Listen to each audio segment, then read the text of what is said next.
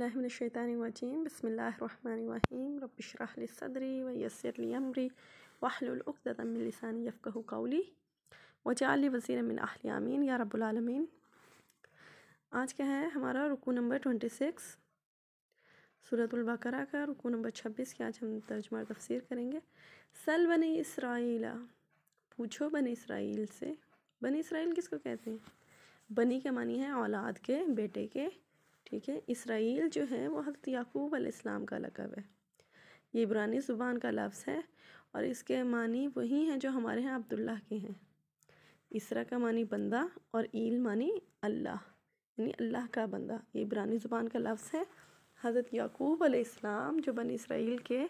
جد امجد ہیں، ان کا لقب ہے یہ۔ کم آتیناہم، کہ کس قدر ہم نے انہیں دی، من آیات، نشانیاں، بینات، کھلی، کہ ہم نے انہیں کتنی کھلی نشانیاں دیں۔ ومن یبدل، اور جو بدل ڈالے، نعمت اللہ، اللہ کی نعمت کو، من بعدی، اس کے بعد کے، ما جاءت ہو، جو کہ اس کے پاس آ گئی تھی۔ اللہ کی نشانیاں کیا؟ اللہ کے رسول، اللہ کی تعلیمات، اللہ کی شریعت اور ساتھ میں روشن معجزات، سب کچھ اللہ تعالیٰ نے بنی اسرائیل کو نازل کیا، اور ایسی تھی کہ انہوں نے دیکھ لی کھلم کھلا۔ جس طرح ہم دیکھتے ہیں بنی اسرائیل کو جب کون کون سی نعمتیں ملی ہیں، ان میں آپ دیکھیں کہ فرعون ان کے بچوں کو قتل کر دیتا تھا، بیٹوں کو، اور بیٹیوں کو زندہ رکھتا تھا۔ اللہ نے فرعون کو ان کے سامنے غرق کر دیا، دریا کو ان کے سامنے پھاڑ دیا، کوہ طور کو ان پر بلند کیا۔ یہ بہت سارا من و سلوہ کا نازل کرنا، چٹان سے 12 چشموں کا پھوٹ نکلنا، آسمان پر مسلسل بادلوں کو سایہ کیے رکھنا، یہ بہت ساری نشانیاں ایسی تھی جو اللہ تعالیٰ کی انہوں نے دیکھی ہیں۔ اور اس دیکھنے کے بعد پھر کیا ہوا؟ اصولی طور پہ ہونا تو یہ چاہیے تھا کہ وہ اللہ کے آگے شکر گزار ہوتے، لیکن ومن یبدل، انہوں نے بدل دیا، نعمت اللہ، اللہ کی نعمتوں کو، من بعد ما جاءت ہوں، جبکہ وہ اس کے پاس آ گئی تھیں۔ یعنی نعمتیں دیکھنے کے بعد شکرانے کے بجائے کفر سے ان کو بدل دیا، کہ ان کے اوپر ہونا تو یہ چاہیے تھا کہ اللہ کے احسان مند ہوتے اور اللہ کے آگے سر بسجود ہو جاتے، اللہ کے اطاعت اور فرما بردار ہو جاتے، لیکن انہوں نے کیا کیا؟ کفر اور باغیانہ روش جو تھی وہ اختیار کی۔ فإن اللہ شدید العقاب، تو بے شک یاد رکھو اللہ سخت عذاب دینے والا ہے۔ اس کے علاوہ ہم دیکھتے ہیں کہ حضرت یعقوب علیہ السلام، جن کا ہم یہاں لقب پڑھ رہے ہیں، اسرائیل، ان کی اولاد، ان کے 12 بیٹے تھے، جس سے 12 قبیلے بنے اور 12 بڑے بڑے خاندان اور قبائل جو تھے وہ بنی اسرائیل کی قوم بن گئی تھی پوری۔ ان کو ہم دیکھتے ہیں کہ تمام انبیاء کرام اللہ تعالیٰ نے انہی کے اندر مبعوث فرمائے ہیں، ما سوا محمد مصطفیٰ صلی اللہ علیہ وسلم کے، کہ آپ جو ہیں وہ بنی اسماعیل میں سے ہیں، بنی اسرائیل میں سے نہیں ہیں۔ اور بنی اسرائیل میں نازل ہونے والا آخری نبی اور رسول جو تھے وہ حضرت عیسیٰ علیہ السلام تھے۔ ان کے بعد تک جب انہوں نے ان سب کو جھٹلایا، ان کو انبیاء کو قتل تک کیا، ان کی تعلیمات کا مذاق اڑایا، اپنی خواہش نفس کی اطاعت کی، تب اللہ نے نبوت اور سرفرازی ان سے لے لی۔ اور پھر آخری نبی جو اللہ نے مبعوث فرمایا وہ بنی اسماعیل میں سے تھا، محمد مصطفیٰ۔ اب تمام جہانوں کے لیے وہی ہیں، لیکن اتنے انبیاء آنے کے بعد، اتنی تعلیمات آنے کے بعد، ہر نبی کو کوئی نہ کوئی اللہ نے ان کو معجزات دیے، اتنے معجزات آنے کے باوجود یہ اللہ کی کھلی نشانیاں تھیں جو انہوں نے دیکھی، محسوس کی، اس کے باوجود بھی انہوں نے جھٹلایا، اللہ سے بغاوت کی، سرکشی اختیار کی، باغیانہ طرز عمل تھا ان کا، انبیاء کو جھٹلاتے رہے۔ ایک گروہ انبیاء کو جھٹلایا اور ایک گروہ انبیاء کو تو قتل تک کر دیا انہوں نے۔ تو پھر کیا ہوا کہ اس کے بعد بھی انہوں نے بدل ڈالا، یہ اللہ کی نعمتوں کو بدلنا ہی ہے، جبکہ وہ ان کے پاس آ گئی تھی۔ فإن اللہ شدید العقاب، تو اللہ تعالیٰ سخت سزا دینے والا ہے، سخت عذاب دینے والا ہے۔ زینا، آراستہ کر دی گئی ہیں، للذین، وہ لوگ، کفروا، جنہوں نے کفر کیا، حیات الدنیا، دنیا کی زندگی، جن لوگوں نے کفر کیا ہے ان کے لیے دنیا کی زندگی جو ہے وہ آراستہ کر دی گئی ہے، لہٰذا ایسے میں کیا ہوتا ہے، ان کے پاس مال اور زر کی فراوانی ہوتی ہے، ان کے پاس خدام و حشام ہوتے ہیں، ان کے پاس دولت اور ثروت ہوتی ہے، ان کے پاس بادشاہت ہوتی ہے، ان کے پاس اپنے قبیلے کی سرداریاں ہوتی ہیں۔ تو لہٰذا کیا ہوا کہ دنیا کی زمینیں اور جائیدادیں ہوتی ہیں، ان کا اثر رسوخ ہوتا ہے، ان کی بات کی ویلیو ہوتی ہے، لہٰذا دنیا کی حد تک تو ان کافروں کو اللہ نے سب کچھ دیا۔ وَيَسْخَرُونَ، پھر ایسے میں کیا ہوا، ان کی دولت اور ثروت، ان کے شاہ اور ان کا مرتبہ، ان کا جاہ و جلال، ان کے قدر و منزلت ان کو جو ہے کس چیز پر مجبور کرتی ہے، وَيَسْخَرُونَ مِنَ الَّذِينَ آمَنُوا، کہ وہ پھر مذاق اڑانے لگتے ہیں ان لوگوں کا جو ایمان والے ہیں۔ کسی بھی مومن کی کمزور مالی حالت کو دیکھ کر یہ نہیں کہا جا سکتا کہ اس سے اللہ ناراض ہے، اور کسی بھی کافر کی جو ہے دولت اور ثروت کو دیکھ کر یہ نہیں کہا جا سکتا کہ اللہ اس پر مہربان ہے۔ یہ تو اللہ کی آزمائش ہے،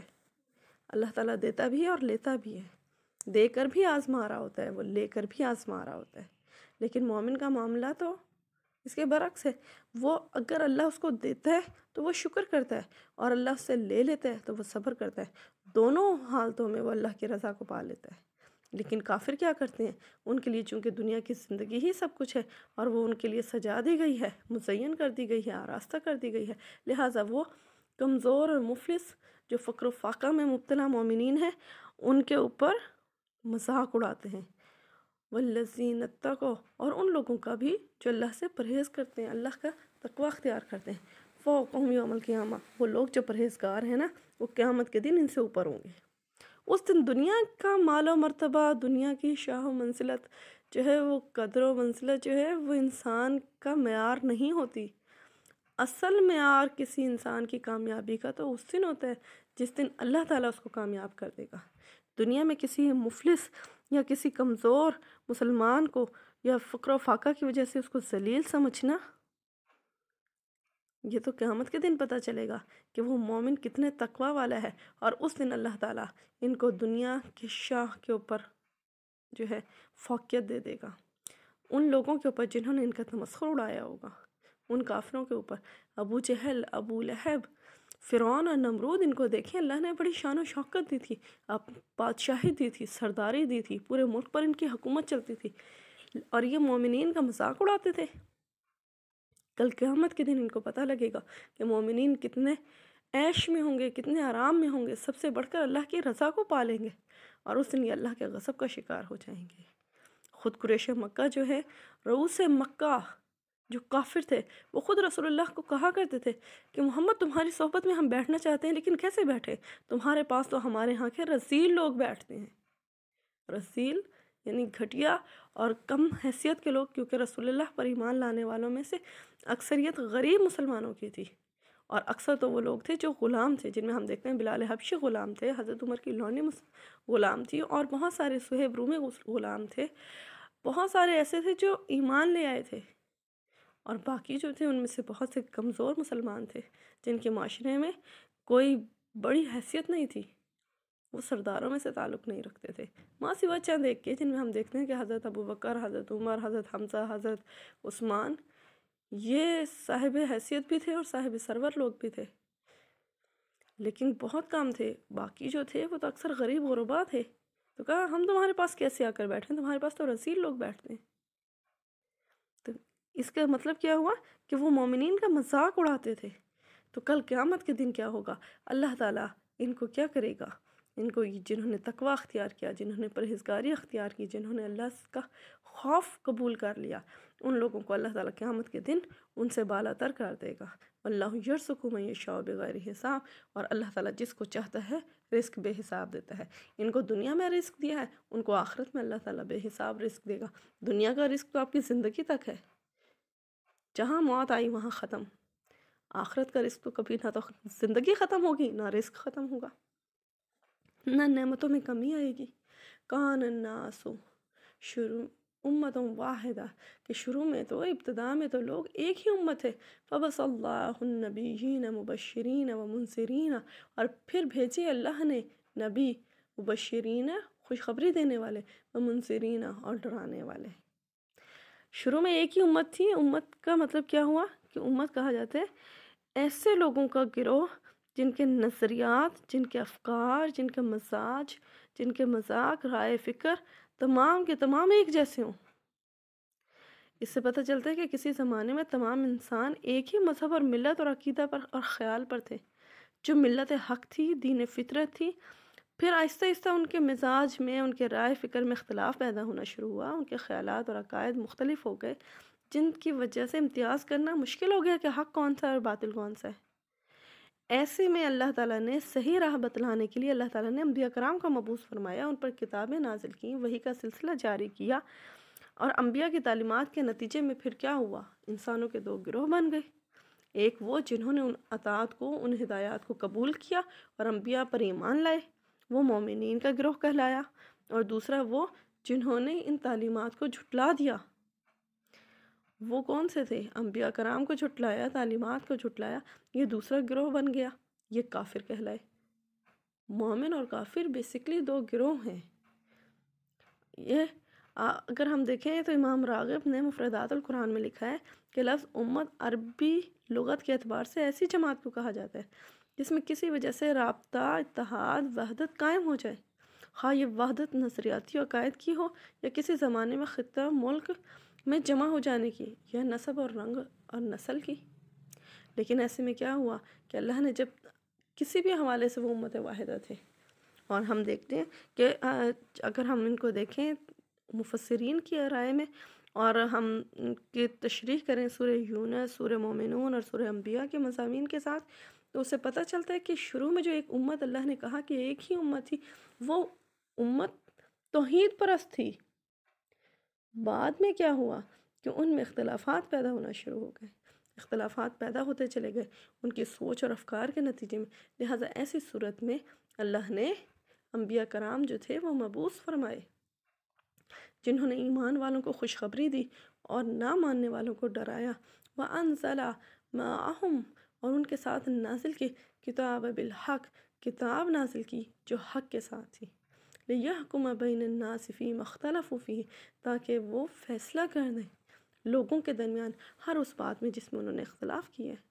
وَمَا اخْتَلَفُوا فِيهِ، اور نہیں اختلاف کیا اس میں، إِلَّا الَّذِينَ، ان لوگوں نے، أُوتُوهُ، جن کو دی گئی تھی، من بعد ما جاءتهم البینات، جنہیں بینات یعنی روشن نشانی آ جانے کے بعد ہی انہوں نے اختلاف کیا، کہ پہلے امت واحدہ تھی، پھر اس کے بعد ان میں اختلاف شروع ہوا، پھر اللہ نے انبیاء مبعوث فرمائے اور انہوں نے وحی کا سلسلہ جاری کیا، کتاب اور تعلیم بھیجی تاکہ لوگوں کے درمیان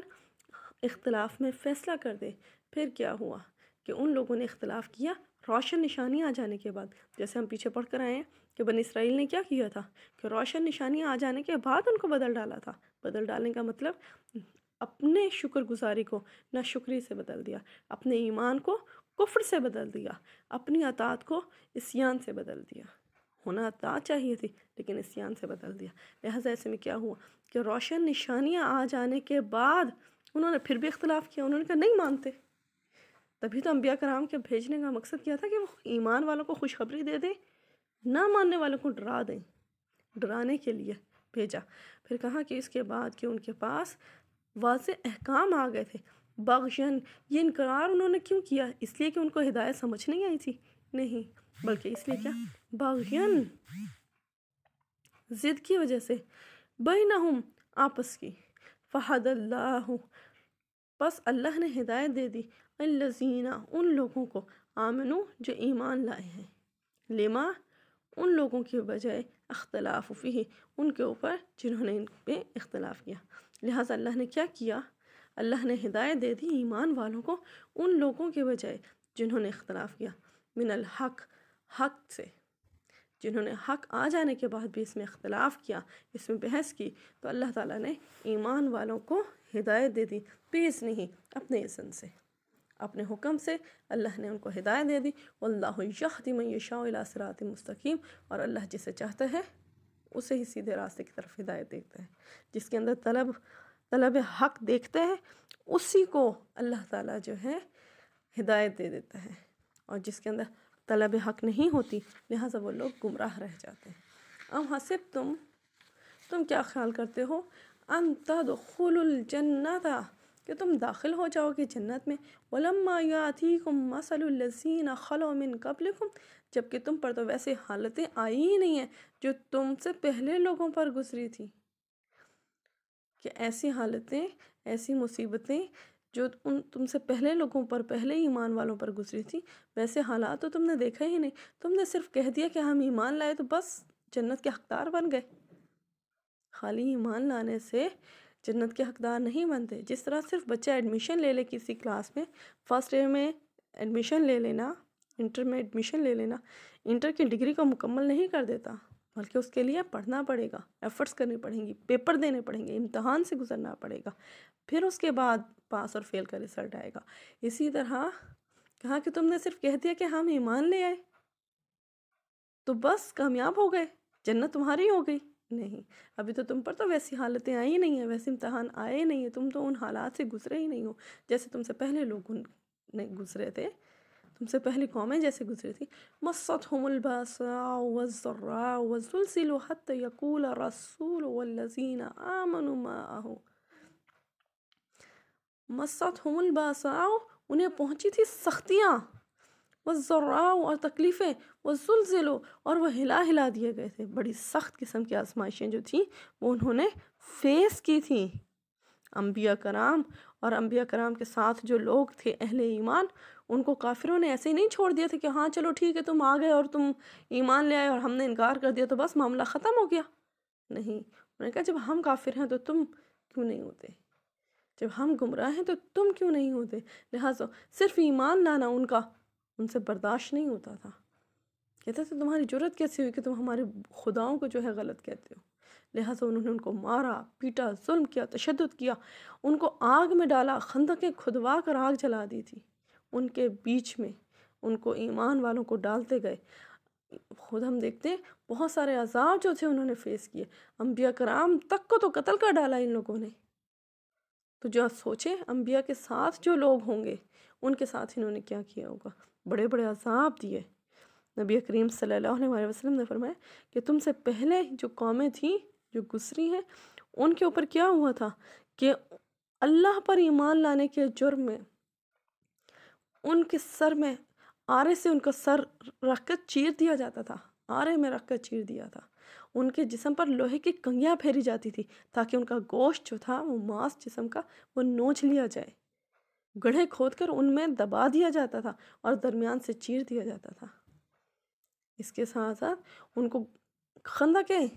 کھود کے ان میں آگ جلا دی جاتی تھی اور ان میں اہل ایمان کو ڈالا جاتا تھا اور خود بیٹھ کر نظارے لیتے تھے مزے سے. ان کے تپتے ہوئے کڑھائیوں میں، تیل کے کڑھائیوں تک میں ان کو ڈال دیا جاتا تھا. حضرت ابراہیم کا ہی معاملہ دیکھ لیں کہ کتنی جلتی ہوئی بھڑکتی ہوئی آگ میں ان کو کیسے پھینکا گیا تھا. خود خندقوں والوں کے حوالے سے قرآن میں اللہ تعالیٰ کہتے ہیں اور تمہیں کیا پتا خندقوں والوں نے کیا کیا تھا، تم جانتے ہو؟ انہوں نے اہل ایمان کے مرنے کا تماشا دیکھا تھا، وہاں بیٹھ کر خندقیں جلائی تھیں، کھودی تھیں، ان میں آگ جلائی تھی. اور تم نے کہہ دیا کہ بس ہم ایمان لے آئے تو بس کافی ہو گیا. نہیں، مشکلات تو فیس کرنی پڑیں گی. لہٰذا اتنی سخت مشکلات تھیں، اتنی تکلیفیں ان کو پہنچی تھیں، اتنی سختیاں ان کے اوپر کی گئی تھیں کہ ان کو ہلا دیا گیا تھا. موت سے ان کے کلیجے منہ کو آ گئے تھے. حتیٰ یہاں تک کہ یقول الرسول، کہ رسول کہنے لگے تھے والذین آمنوا معہ، اور ان کے ساتھ جو اہل ایمان تھے وہ پکار اٹھے تھے متی نصر اللہ، کہ اللہ کی مدد کب آئے گی. یا اللہ اب تو امتحان اور آزمائشوں کی انتہا ہو گئی ہے. ایک کے بعد ایک مومن، ایک کے بعد ایک مومن سختیاں جھیل رہا ہے، ایک کے بعد ایک مومن کو اذیتیں دی جا رہی ہیں، ایک کے بعد ایک مومن کو قتل کیا جا رہا ہے، تکلیفیں دی جا رہی ہیں، مشقتیں دی جا رہی ہیں، اور اہل ایمان کا تماشا دیکھا جا رہا ہے، مذاق اڑایا جا رہا ہے، ان کو سختیاں اور تکلیفیں دی جا رہی ہیں. خود ہم دیکھتے ہیں صحابہ کرام ان کے ساتھ کتنی مشقتیں، کتنی تکلیفیں انہوں نے فیس کی کہ حضرت خباب بن عرت کو جلتے ہوئے کوئلوں پر لٹا دیا تھا. حضرت بلال حبشی کو ان کا آقا جو تھا وہ پتھروں پر، تپتے ہوئے پتھروں پر، ریت پر لٹا کر ان کے سینے پر بھاری پتھر رکھ دیتا تھا تاکہ یہ کروٹ نہ لے سکیں. ان کے گلے میں رسی باندھ کر ان کو گلیوں میں گھسیٹتے پھرتے تھے. حضرت عثمان کو ان کے چچا چٹائی میں لپیٹ کر دھواں دیا کرتے تھے. حضرت سمیہ کو اونٹنی پر سے گرا کر شہید کر دیا تھا۔ حضرت عمار کے والد یاسر کو، حضرت عمار بن یاسر ہے نا، ان کے والد حضرت یاسر رضی اللہ تعالیٰ عنہ، ان کو دو مختلف ٹانگیں، دونوں ٹانگیں ان کے دو اونٹوں پر باندھ کے ان اونٹوں کو مختلف سمت میں دوڑا دیا گیا تھا کہ ان کے جسم کے بیچ میں سے ٹکڑے ٹکڑے ہو گئے تھے، پرخچے اڑ گئے تھے۔ اندازہ تو کریں کتنی تکلیفیں تھیں جو مسلمانوں نے سہیں، اور خود رسول اللہ کے راستے میں کانٹے بچھائے، آپ کے اوپر کچرا پھینکا، آپ کے گڑھے راستے میں گڑھے کھودے گئے، آپ کو پتھر مارے گئے، آپ کو لہو لہان کر دیا گیا۔ اندازہ تو کریں، نبی کریم صلی اللہ علیہ وسلم نے فرمایا اللہ کے دین کی خاطر جتنی تکلیف مجھے پہنچی اتنی کسی کو نہیں پہنچی۔ اندازہ تو کریں اب کہ صرف ایمان والے ہو گئے، ایمان لے آئے کافی ہو گیا؟ نہیں، تمہیں تو ابھی ویسی حالت تم نے تو دیکھی ہی نہیں ہے، تم پر تو وہ مشکلات آئی ہی نہیں ہیں کہ اہل ایمان نے اپنے ایمان کو بچانے کے لیے کس طرح اپنی جانوں کی قربانیاں دی تھی، کہ ان کو سختیاں پہنچی تھی، تکلیفیں پہنچی تھی، ان کو زلزلے کی طرح ہلا ہلا دیا گیا تھا، یہاں تک کہ خود رسول اور ایمان والے جو ان کے ساتھ تھے سب پکار اٹھے تھے کہ یا اللہ رحم فرما۔ اب یہ مشکلات تو ناقابل برداشت ہوتی جاتی ہیں کہ اللہ تیری مدد کب آئے گی؟ جس مدد کا تو نے وعدہ کیا ہے اس مدد کو بھیج دے اب۔ اللہ یاد رکھو، ان نصر اللہ قریب، اللہ کی مدد تو بہت قریب ہے، اللہ کی مدد تو بس آیا چاہتی ہے۔ تم ثابت قدم رہو کہ ثابت قدمی بھی اللہ کی مدد ہے، کہ تم نے اللہ نے کفار کے مقابلے میں ثابت قدمی ادا کی ہے۔ پھر یہ کہ تمہاری موت کے بعد اللہ کی طرف سے راحتیں اور آسائشیں اور سکون اور اللہ کی رضا اور خوشنودی بہت بڑی مدد ہے اللہ کی، اور ان قریب دنیا میں بھی اللہ تعالیٰ تمہارے دشمنوں کو ذلیل اور رسوا کر دے گا، اور آخرت میں تم ان کا بھیانک انجام دیکھو گے۔ یسألونک ماذا ینفقون، یہ ایک اور سوال ہے۔ یہ سورہ بقرہ جو ہے وہ ابتدائی دور میں نازل ہوئی ہے نا، مدنی دور میں، تو وہاں پر اس میں آپ دیکھیں گے تقریباً ہر آیت میں ایک نیا حکم آ رہا ہوتا ہے۔ یسألونک ماذا ینفقون، وہ آپ سے پوچھتے ہیں کیا خرچ کریں۔ صحابہ کرام رسول اللہ صلی اللہ علیہ وسلم سے بہت محبت کرتے تھے، بہت الفت اور لگاؤ رکھتے تھے، آپ کی ہر بات کو سنتے اور اطاعت کرتے تھے۔ اور پھر کچھ صحابہ جب سوال کرنے لگے تو اللہ تعالیٰ نے منع فرما دیا کہ تم اپنے رسول سے ویسے سوال نہ کرو جیسے کہ موسیٰ سے کیے گئے ہیں۔ کہ موسیٰ کا جو ہم دیکھیں سورۃ البقرہ میں کہ کیا تھا، کہ سوال کیا تھا کہ اچھا اللہ نے گائے ذبح کرنے کا حکم دیا، ان تذبحوا البقرہ، کہ تم گائے ذبح کرو، تو انہوں نے کہا اچھا وہ گائے کیسی ہو، اس کا رنگ کیسا ہو، وہ کیا کرتی ہو، وہ کیا نہ کرتی ہو، اس کی حیت کیسی ہو، اس کے یعنی ہر چیز انہوں نے بلا وجہ کی کھودنا شروع کر دی تھی۔ لہٰذا اللہ تعالیٰ نے کہا کہ تم جو ہے اپنے رسول سے ویسے سوال نہ کرو جیسے موسیٰ سے کیے گئے۔ تو ہم دیکھتے ہیں صحابہ کرام رسول سے محبت کرتے تھے، آپ کی اطاعت کرتے تھے، آپ کی طرف سے جاری ہونے والے ہر حکم پر اپنی جان قربان کرتے تھے، حد المقدور جتنی ان میں طاقت تھی اس کو بجا لاتے تھے اس حکم کو، اور پھر کم سے کم سوال کرتے تھے۔ ہم دیکھتے ہیں کہ صحابہ نے کل 17 مسائل ایسے ہیں جن کے حوالے سے سوال کیا ہے، جیسے یسألونک عن الخمر والمیسر، یسألونک عن الیتامى، اب یہاں پر پوچھ رہے ہیں یسألونک ماذا ینفقون، وہ آپ سے پوچھتے ہیں ماذا ینفقون، ہم کیا خرچ کریں؟ تو ایسے میں کہا وہ آپ سے پوچھتے ہیں کیا خرچ کریں، تو قل ما انفقتم، آپ کہہ دیں جو تم بھی خرچ کرو، من خیر، بھلائی کے لیے، من خیر اپنے مال سے، فللوالدین، والدین کے اوپر، والاقربین اور رشتہ داروں کے اوپر، والیتامى اور یتیموں کے اوپر، والمساکین اور مسکینوں کے اوپر، وابن السبیل اور مسافروں کے اوپر، وما تفعلوا من خیر، اور تم جو کوئی بھی نیکی کرو گے، فإن اللہ بہ علیم، اللہ تعالیٰ تو تمہاری اس نیکی کو جاننے والا ہے۔ اس میں ہم دیکھتے ہیں صحابہ کرام نے ایک سوال کیا، ان میں آتا ہے کہ عمر بن جموح رضی اللہ تعالیٰ عنہ، انہوں نے یہ سوال کیا تھا، مالدار انسان تھے، صحابی رسول ہیں، انہوں نے آ کر پوچھا کہ اللہ کے رسول، اللہ تعالیٰ مال خرچ کرنے کا حکم دیتا ہے، تو ہم مال کہاں خرچ کریں، کیا کریں، اپنے مال کو کیسے خرچ کریں، اور مال میں سے کیا خرچ کریں؟ یہ جو خرچ کرنے کا حکم ہے نا، یہ زکوٰۃ کے علاوہ ہے، یہ نفلی صدقہ و خیرات ہے۔ تو کہاں کہ جو مال بھی تم خرچ کرو گے والدین کے اوپر، رشتہ داروں کے اوپر، یتیموں کے اوپر، مسکینوں کے اوپر اور مسافروں کے اوپر، یعنی وما تفعلوا من خیر، تم جو کوئی بھی نیکی کرو گے، جس غرض میں بھی تم اللہ کی رضا کے لیے مال خرچ کرو گے، خاص کر ان لوگوں کے اوپر کہ یہ معاشرے کے ضرورت مند لوگ ہوتے ہیں، والدین، ان کا حق بنتا ہے کہ آپ اپنا مال ان کے اوپر خرچ کریں، ان کی دیکھ بھال کریں، ان کے دوا دارو کا بندوبست کریں، ان کی لک آفٹر کریں، پھر رشتہ داروں کا حق بنتا ہے، پھر معاشرے کے یتیم لوگوں کا، مسکینوں کا، مسافروں کا، ان کا حق بنتا ہے۔ فَإِنَّ اللَّهَ بِهِ عَلِيمٌ، اللہ تعالیٰ تو آپ کی تمام نیکیوں کو جانتا ہے۔ آپ جو نیکی بھی کرو گے، وَمَا تَفْعَلُوا مِنْ خَيْرٍ، تم جو نیکی بھی کرو گے اللہ اس کو جانتا ہے۔ اس میں ہم دیکھتے ہیں کہ یہ بھلائی کی طرف اشارہ کیا گیا کہ اس میں کوئی مقدار مخصوص نہیں ہے، تم جتنا مرضی خرچ کرو، ان لوگوں کی فلاح و بہبود کے لیے، ان کی بہتری کے لیے، اپنی استطاعت کے مطابق جتنا خرچ کر سکتے ہو کرو۔ تمہاری نیتوں سے اللہ واقف ہے، اللہ تو خوب جانتا ہے کہ تم نے کتنا خرچ کیا ہے، حساب رکھنے کو بھی وہی کافی ہے، وہ خود ہی آپ کو اس کا اجر دے گا، اور آپ کی نیتوں سے بھی وہ واقف ہے کہ آپ کس نیت سے خرچ کر رہے ہو، ٹھیک ہے۔ ہاں البتہ یہ حکم جو ہے نا، جیسے ہم نے بات کی نا، یہ زکوٰۃ کے حوالے سے نہیں ہے، لیکن اگر آپ اس کو زکوٰۃ کے بھی لیے لیں تو یہ والدین کو بہرحال زکوٰۃ نہیں دی جا سکتی، وہ انسان کے اپنے زیر کفالت ہوتے ہیں۔ جن لوگوں کی کفالت کی ذمہ داری اللہ نے کسی انسان کے اوپر عائد کی ہے،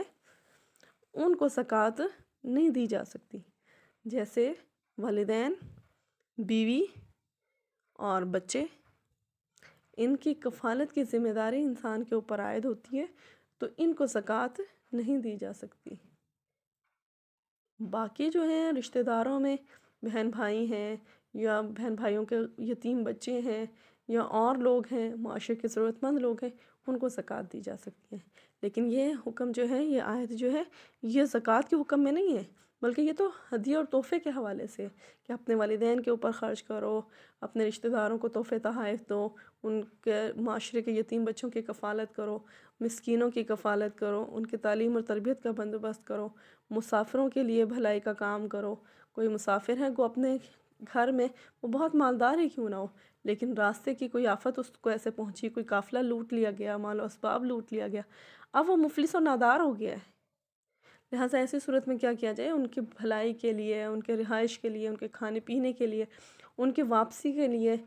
تو زیادہ راہ کے لیے جو بھی تم ان کی بھلائی کے لیے خرچ کرو گے، توفتاً اللہ کی رضا حاصل کرنے کے لیے، تو جو نیکی بھی تم کرو گے اللہ تعالیٰ اس نیکی کو جانتا ہے۔ یہ آیت زکوٰۃ نہیں ہے،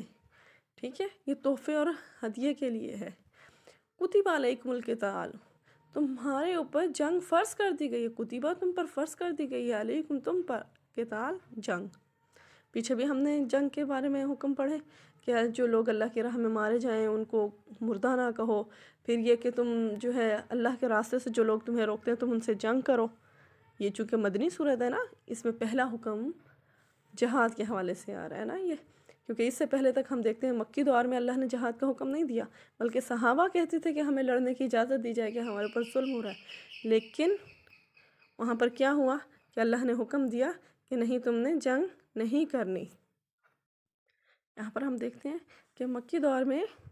صحابہ کرام کہتے تھے کہ یہ اللہ ہمیں اجازت دے تاکہ ہمارے اوپر جو ظلم ہو رہا ہے ہم اس کا بدلہ لے سکیں، لیکن اللہ نے حکم نہیں دیا۔ اللہ نے کہا نہیں، تمہارے اوپر جو ہے تم نے وَاسْتَعِینُوا بِالصَّبْرِ وَالصَّلَاةِ، تم صبر سے اور نماز سے مدد لو بس، اور تم نے کوئی کام نہیں کرنا، وہاں پر جنگ نہیں کرنی، وہاں ہاتھ نہیں اٹھانا۔ لیکن یہاں مدینہ آتے ساتھ ہی فوراً اللہ تعالیٰ نے حکم دیا، کتب علیکم القتال، تمہارے اوپر جو ہے اب جنگ فرض کر دی گئی، اب تم نے مار نہیں کھانی، اب تم نے ظلم نہیں سہنا، اب تم نے اذیتیں برداشت نہیں کرتی، وَهُوَ كَرْهٌ لَكُمْ، اور اب وہ تمہاری ناگوار گزرتا ہے۔ مکہ میں چونکہ مشکلات سہ رہا ہوتا ہے انسان، مسلمانوں کے اوپر ظلم ہو رہا تھا، زیادتیاں ہو رہی تھی، جب انسان مار کھا رہا ہوتا ہے تو دل چاہتا ہے کہ دو واپس بھی مارے، لہٰذا وہاں کہا گیا کہ نہیں، وہاں تم نے ہاتھ نہیں اٹھانا، وہاں تم نے جہاد نہیں کرنا، وہاں تمہیں جنگ کی اجازت نہیں دی گئی۔ اب یہاں مدینہ میں آئے ہیں، وہ چھوٹی سی ریاست تھی، مسائل زیادہ تھے، لیکن تھوڑا سا سکون اور راحت ملی تھی، تو کہا ایسی صورت میں کیا ہوا کہ اب وہ تمہیں ناپسند ہے، اب تم جنگ کرنا نہیں چاہتے، تو اب اللہ تعالیٰ نے کہا کہ تم پر جنگ فرض کر دی گئی ہے، لہٰذا تم جہاد کرو، وہ تمہیں ناگوار بھی ہو تو بھی تم جہاد کرو۔ کہا وَعَسَىٰ أَن تَكْرَهُوا شَيْئًا وَهُوَ خَيْرٌ لَكُمْ، اور ممکن ہے کہ ایک چیز تمہیں ناپسند ہو اور وہ تمہارے لیے بہتر ہو، کیونکہ جہاد اس وقت تو بظاہر مشکل نظر آ رہا تھا، طبعی طور پر بھاری معلوم ہو رہا تھا، لیکن انسانی بصیرت، دانشمندی، تدبر، محنت، نتائج جب تمام کے تمام ناکام ہو جاتے ہیں تب جہاد کام کرتا ہے۔ لہٰذا ایسے میں آپ کیا کریں؟ جہاد کریں۔ آپ کی تدبیریں، آپ کی صلاحیتیں جہاں ماند پڑنے لگتی ہیں وہاں جہاد آپ کو بچاتا ہے، وہاں جہاد جو ہے وہ آپ کو محفوظ رکھتا ہے۔ لہٰذا اگر جہاد آپ کی انسانی سوچ اور دانشمندی کے نظر میں آپ کو یہ لگتا ہے کہ یہ ایک ناپسندیدہ چیز ہے کہ کیوں خواہ میں اپنے مال بھی اور اپنی جانیں بھی اللہ کی راہ میں ضائع کر دی جائیں، ختم کر دی جائیں،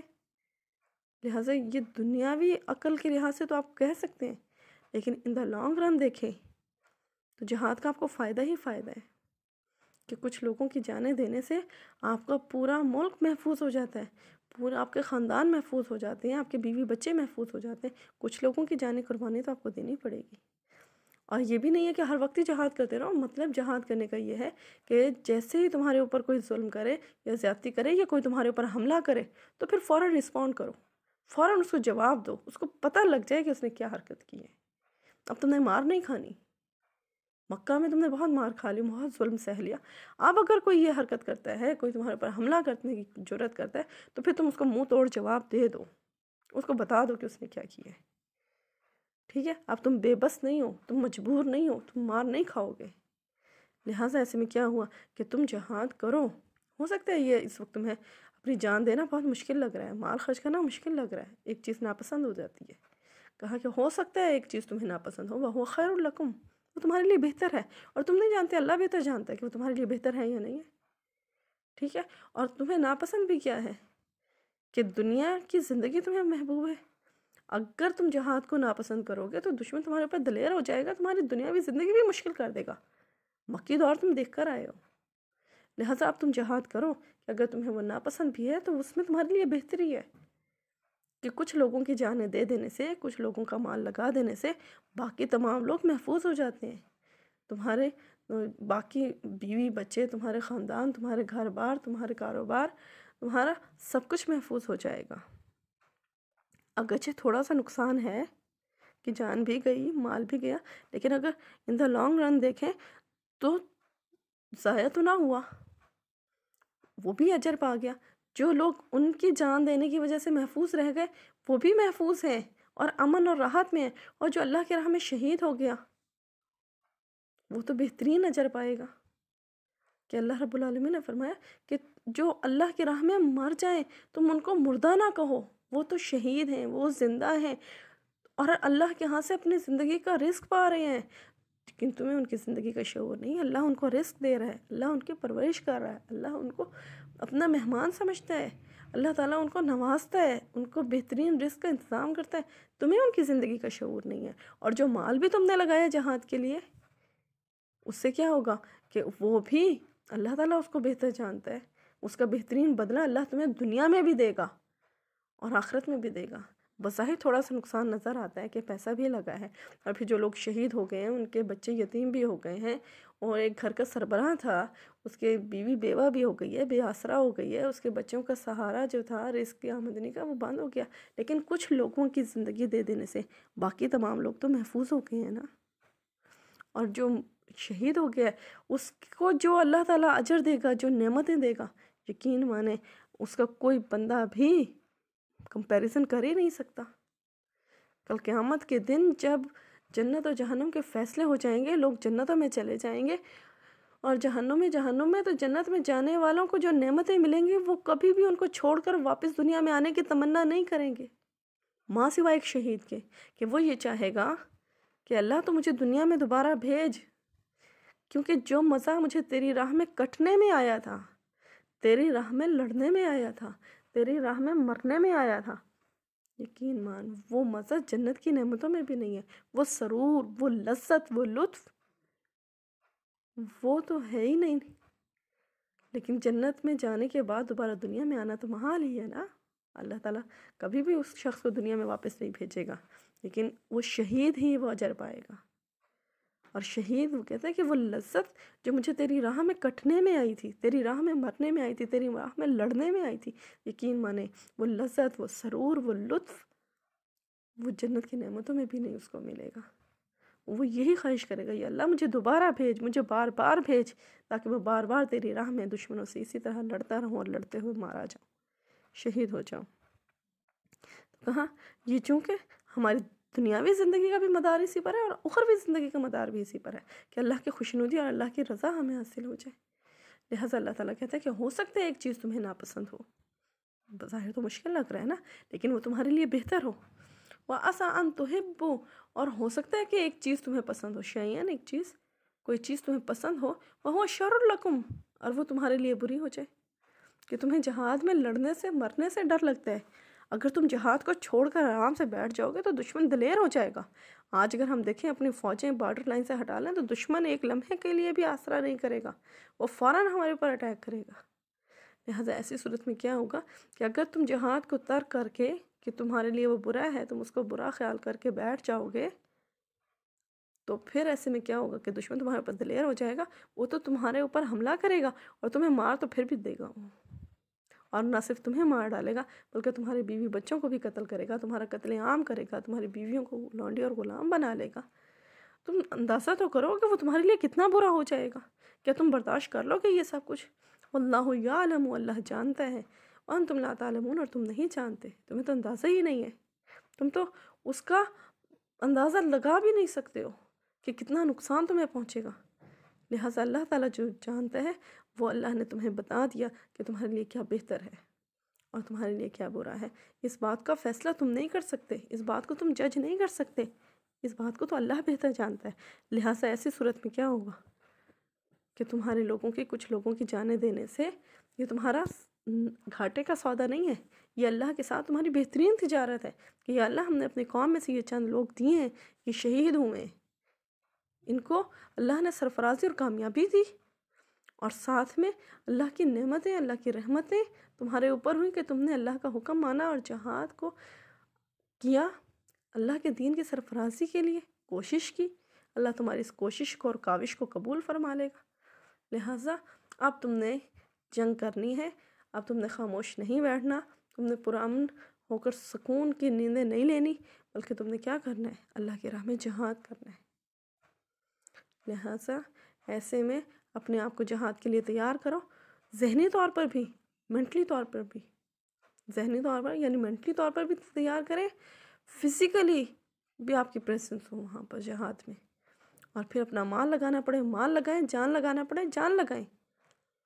کیونکہ مومن کے لیے تو دونوں طرف کامیابی ہے کہ اگر غازی بن کر آ گیا تو گھر بھی محفوظ اور فتح یاب بھی ہے، اور اگر شہید ہو گیا تو اللہ کی رضا اور نعمتیں دونوں حالتوں میں اس کو زندگی میں بھی ملیں گی اور مرنے کے بعد بھی۔ مومن کا معاملہ تو دونوں طرف کامیابی ہی کامیابی ہے۔ لہٰذا اللہ تعالیٰ کہتے ہیں کہ تم جہاد تمہارے اوپر فرض ہے، اور تم نہیں جانتے، اللہ بہتر جانتے کہ کیا چیز تمہارے لیے بہتر ہے۔ لہٰذا جہاد اب تمہارے اوپر لازم ہو گیا، اب تم اس کے لیے کوشش کرو اور جو ہے اس کے لیے ایفرٹس کرتے رہو۔ اور نبی کریم صلی اللہ علیہ وسلم نے فرمایا کہ جہاد جو ہے وہ قیامت تک جاری رہے گا۔ اپنے تمام در صلاحیتیں بروئے کار لاؤ اور اللہ کے حکم کی اطاعت کرو۔ یہ اس کی تفسیر ہے بیٹے جو آج آیات ہم نے پڑھی ہیں۔ السلام علیکم ورحمۃ اللہ وبرکاتہ۔